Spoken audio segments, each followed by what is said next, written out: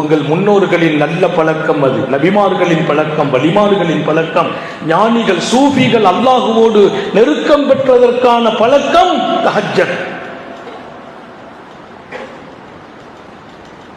குர்பத்துல்லக்கும் இந்த ரப்பிக்கும், அடுத்து முத்து நபியின் முத்தான சொல் குர்பத்துல்லக்கும் இந்த ரப்பிக்கும், உங்களுக்கு உங்க ரப்புக்கு நெருக்கம் வேணுமா, தஹஜ்ஜத்தை பிடிச்சுக்கங்க, நெருக்கம் கிடைச்சிக்கிட்டு இருக்கிறான். அல்லாஹ் தௌஃபீக் செய்வான்.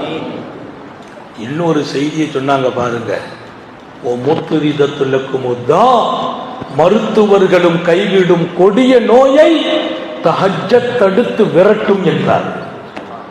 தஹஜ்ஜத்தில் என்ன கிடைக்கும்?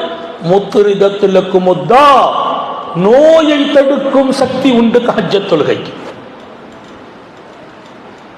நிறைய பேருக்கு சுபுகே கிடையாது, சுபு தொழுகை நிறைய பேர்கிட்ட இல்லை. தஹஜ்ஜத் எப்படி?